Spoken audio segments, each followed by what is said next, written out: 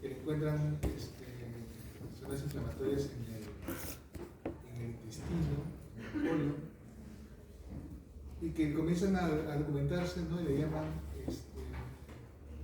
a este primer trastorno colitis ulcerativa, por no encontrarle una causa. No encontraron la causa y le llaman.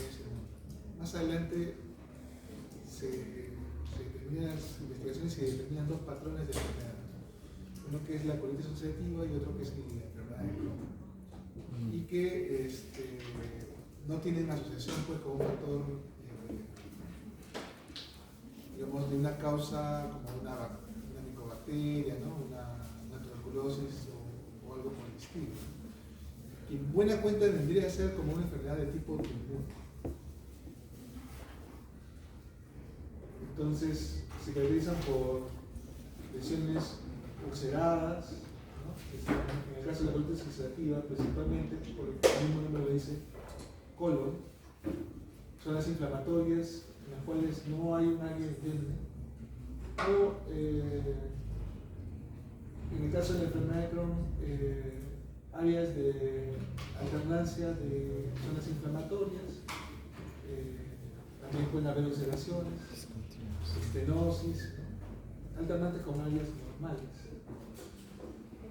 Entonces, la enfermedad inflamatoria se refiere a un proceso granulomatoso, la enfermedad inflamatoria intestinal, proceso granulomatoso crónico que puede afectar diferentes partes del tubo digestivo de acuerdo al tipo de enfermedad.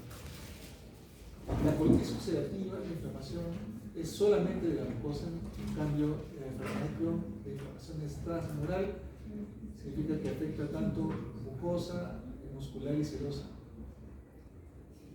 En el caso de la colitis ulcerativa, la afección es continua desde el recto y puede abarcar recto, colon sigmoides, recto, colon sigmoides descendente, recto, colon sigmoide descendente transverso, recto, colon sigmoide descendente transverso y ascendente. Pero lo que ella es a eso se le llama pancreatitis. Entonces, siempre empieza desde el recto la colitis ulcerativa. En cambio, la enfermedad de Crohn es discontinua. Puede aparecer en cualquier parte del segmento del tracto gastrointestinal, desde la boca hasta el ano. Pero las zonas más frecuentemente afectadas, como lo de la tuberculosis, es el ilion distal y el ciego. Y estas áreas que están alteradas alternan con áreas normales en marcha. Las formas de afección pueden ser inflamatorias, fistulizantes o esterosas.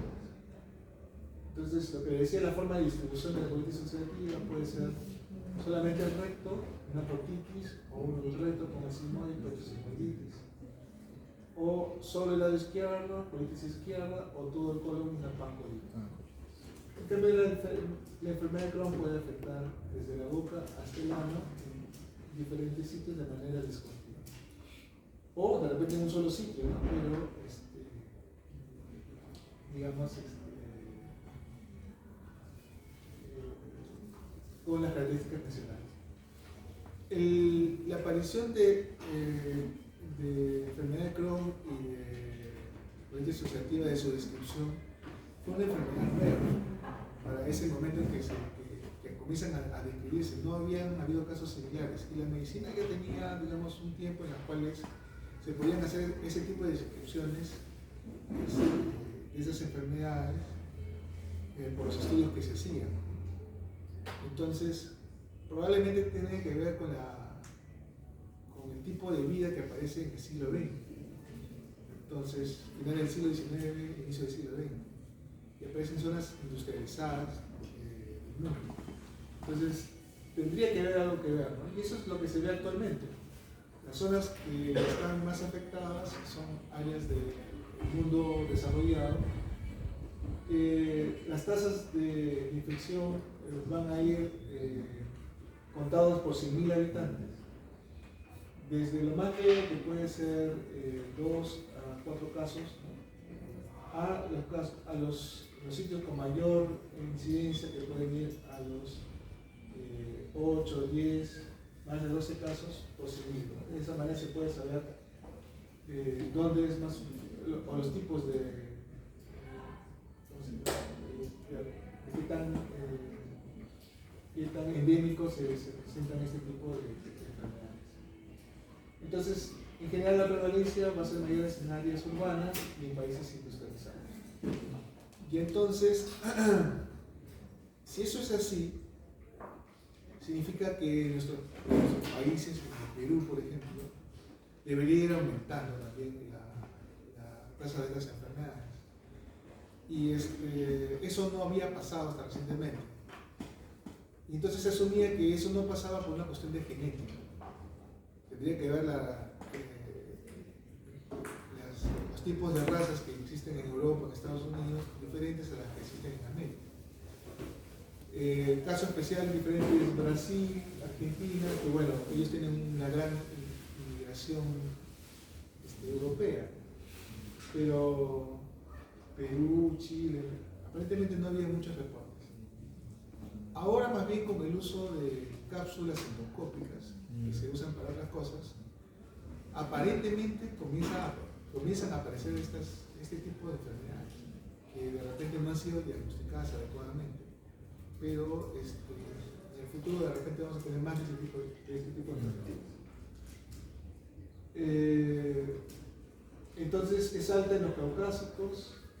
Con respecto a la etnia, es muy alta en judíos, predomina un poco más en mujeres. Generalmente se empieza en personas jóvenes, pero también se puede presentar en mayores, de 65 años, pero lo más habitual es que se aparezca entre los 15 y 20 años. La colitis ulcerativa disminuye en los fumadores, pero es mucho más alta en la enfermedad de Crohn, es mucho más alta entre los fumadores. Es decir, que el fumar generaría cierto efecto protector, ¿no?, para la colitis ulcerativa. Podría. Y la apendicectomía ejerce un rol protector, una mejor evolución en los pacientes que tienen colitis ulcerativa, pero para el caso de enfermedad de Crohn no la afecta. La hepatogenia no es conocida. Lo que se presume es que en el lumen del intestino las bacterias dan el estímulo antigénico que va a generar una respuesta inflamatoria posteriormente. Estos antígenos en una persona normal no generan ninguna respuesta, pero en las personas que tienen predisposición se genera una respuesta inmune intensa y prolongada frente a este tipo de estímulos. Ahora, ¿qué es el gatillo? ¿Qué cosa gatilla esto? Podría ser trastornos de la flora bacteriana, de la dieta, no está bien claro. Pero esta respuesta inmune tiene que ver con una predisposición genética. Esta predisposición genética, además de generar una respuesta inmune muy intensa, también estaría asociada con una alteración de la barrera intestinal que pondría en contacto este proceso inmunológico con los antígenos en el intestino. Existen varias evidencias de genética con respecto a estas enfermedades. Hay alta concordancia entre gemelos homocigóticos y también la presencia de que es más frecuente en ciertas etnias, ¿no? Decíamos, los judíos askenazí tienen una tasa mucho mayor que la población general. Entonces, hay factores ambientales, ¿no?, que pueden ser gérmenes, bacterias, antibióticos, elementos de la dieta, que entran en contacto con el sistema inmune, que está además alterado por la genética, lo mismo que la función de la barrera. Entonces, en conjunto, todo esto puede llevar a que se genere el proceso de la enfermedad inflamatoria. Hay muchos genes relacionados, en especial este gen que es el CAR15,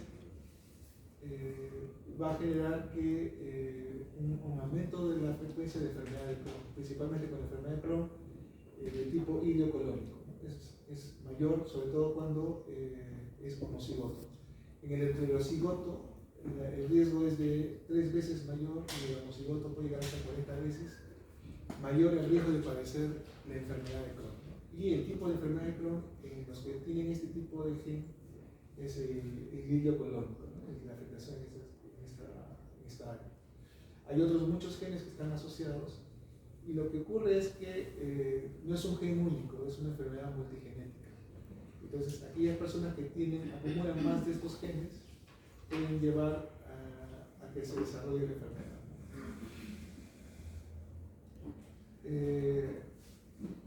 En general, en la enfermedad inflamatoria intestinal, la flora intestinal, la biota intestinal está alterada. Hay una mayor proporción de bacteroides, Escherichia coli invasiva, enterococos y una menor proporción de lactobacilos y bifidobacterias. Se ha encontrado que Mycobacterium tuberculosis produce una enfermedad parecida a la de la enfermedad de Crohn en los animales rumiantes. Entonces, como que es un modelo que indica que podría haber algún factor de repente de una micobacteria no identificada en la génesis de este problema, podría ser. Las bacterias intestinales, como mencionábamos, proporcionarían el estímulo antigénico para que ocurra una respuesta inmune importante en individuos que son genéticamente susceptibles. El ambiente es muy importante, los factores ambientales, principalmente los de la dieta. Entonces, esto tiene que ver con digamos, la evidencia de que en los países desarrollados hay una mayor frecuencia de este tipo de enfermedades. Y por el contrario, hay una baja incidencia donde hay un alto consumo de fibra. También se ha relacionado mayor incidencia con el mayor consumo de azúcares refinados y de grasas poliinsaturadas. La enfermedad de Crohn se asocia con el consumo de tabaco, lo que hemos visto hace un rato, y la colitis ulcerativa, más bien el tabaco se comporta como un factor protector. Los antiinflamatorios a su vez incrementan las exacerbaciones de enfermedad inflamatoria y es un factor precipitante para casos nuevos. Y la apendicectomía es un factor protector para la colitis ulcerativa. En anatomía patológica, cuando hablamos de colitis ulcerativa, la enfermedad en el 45% se limita al recto sigmoides. En el 20% tienen pancolitis. Van a encontrarse congestión vascular, edema, úlceras en la mucosa y aparición de pseudopólipos. Como habíamos dicho al inicio, la enfermedad solamente ocurre en la mucosa, no en capas más profundas.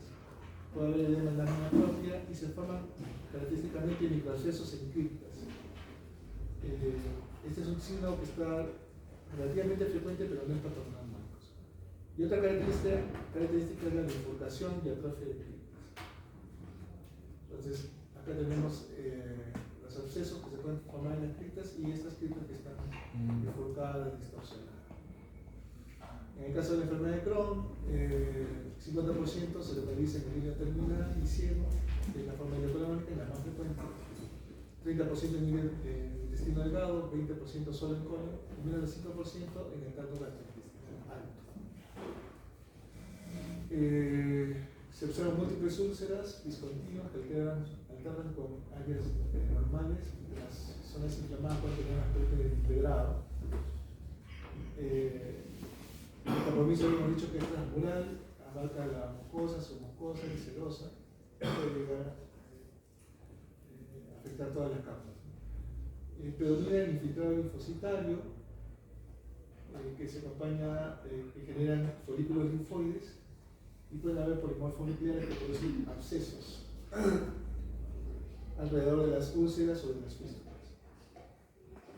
Es característico en estos casos la aparición de granulomas, tampoco son patognomónicos, pero estos granulomas tienen histocitos epitelioides localizada con el núcleo no gaseoso de células mononucleares y células gigantes multinucleares, parecido a lo que es de una tuberculosis. Y estas úlceras longitudinales, por ejemplo, que pueden ser presentes en el Crohn y la presencia de estos granulomas en el caso de la enfermedad de Crohn.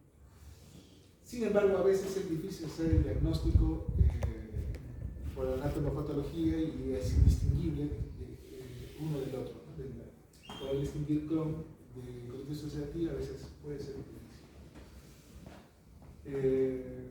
Como la colitis ulcerativa principalmente ocurre en el colon, los síntomas en el colon y el recto, los síntomas van a ser tanto de estas dos zonas, ¿no? Entonces puede haber urgencia defecatoria, diarrea con moco y sangre, dolor abdominal. Y el proceso inflamatorio puede llevar a síntomas generales como fiebre, náuseas, vómitos, sangrado rectal, y externamente pueden aparecer fístulas, fisuras perianales. En el caso de la enfermedad de Crohn, va a depender del lugar de donde se ubican las lesiones. Puede haber dolor, diarreas, síntomas sistémicos, lo mismo fiebre, malestar, el dolor abdominal y masas palpables en el lado izquierdo, malabsorción de sales biliares, deficiencia de dosis, diarrea, y en algunos casos pueden haber formas obstructivas. Estos trastornos, tanto enfermedad de Crohn como colitis ulcerativa, pueden dar manifestaciones intestinales como artritis periféricas, uretritis, sistema nervioso, colangitis esclerosante, estetosis hepática, artropatías axiales, pericarditis y osteoporosis. Una forma severa de la enfermedad es cuando ocurre el colon tóxico, en la que hay una dilatación del colon mayor a 6 centímetros, que se puede dar tanto en colitis ulcerativa como en la enfermedad de Crohn. El 30% desarrollan colon tóxico en los primeros 3 meses de la enfermedad. Los síntomas son la distensión abdominal importante, signos peritoneales, fiebre, taquicardia, hipotensión, leucocitos con microfilia y el hallazgo en la radiografía de la distensión de los intestinales con esta dimensión. El tratamiento al inicio puede ser médico, corticoides, pero puede llegar a la cirugía que va a ser la colectomía. Otra consecuencia que puede llevar a estas enfermedades es el cáncer colorectal.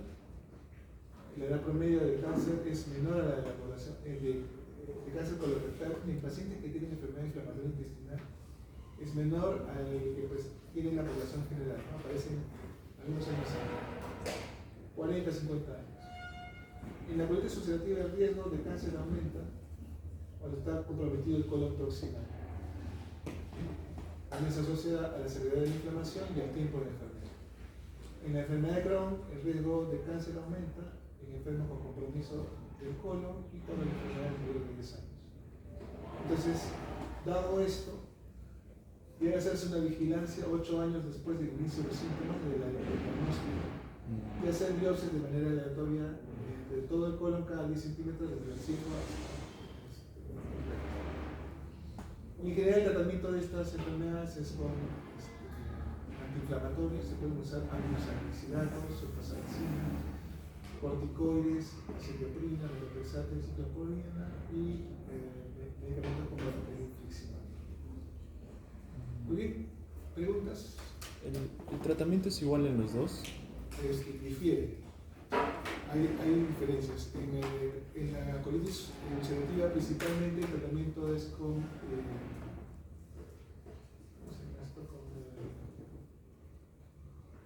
los aminosalicilatos. Y en el Crohn principalmente es con corticoides. Va a depender también de la intensidad y la severidad de los síntomas.